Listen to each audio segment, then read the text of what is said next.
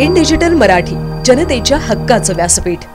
उल्हासनगर वाहतूक विभागाकडून 27 जुलै रोजी लोक अदालत ठेवण्यात आली असून शहरातील ज्या दुचाकी तसेच चारचाकी वाहनांना हेल्मेट नंबर न वापरल्यामुळे, लायसन्स न बाळगल्यामुळे तसेच ट्रिपल सीट प्रवास केल्यामुळे वाहतूक विभागाकडून जी दंडात्मक कारवाई करण्यात आली होती, त्यांनी येत्या 27 जुलै रोजी लोक अदालतमध्ये येऊन लागलेली पेनल्टी रक्कम भरावी।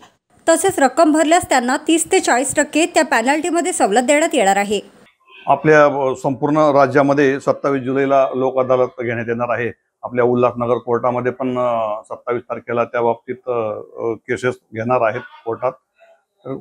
मी त्या बाबतीत सुद्धा सर्व नागरिकांना आवाहन करीन की ज्यांना लोक अदालतच्या माध्यमातून नोटीस आल्या असतील वाहतूक विभागाच्या चलनाबाबत, तर त्यांना माननीय न्यायालय जे आहे काही प्रमाणात सवलत देणार आहे। समजा 1000 रुपये फाईन असेल तर 200-300 रुपये सवलत देणार आहे असं कोणी कळवलेलं आहे। तर जास्तीत जास्त लोकांनी ते फाईन भरून घ्यायचं आहे। आपल्याकडं एक वाहन चालक आहेत, त्यांना मोबाईलवर बोलताना जवळजवळ 40,000 रुपये फाईन आलेला आहे। तर अशा लोकांनी जर तिथं जाऊन आपल्या तडजोड शुल्क भरली तर त्यांना त्याच्यात काही बऱ्यापैकी प्रमाणात त्यांना सवलत भेटू शकते।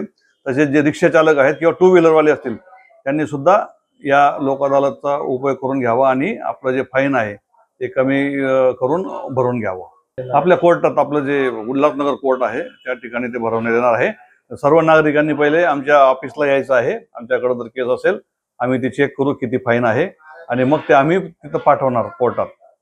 तर पहिले नागरिकांनी कृपा करून आमच्याकडे यावं आणि नंतर मग आम्ही त्यांना पुढची प्रोसिजर सांगू।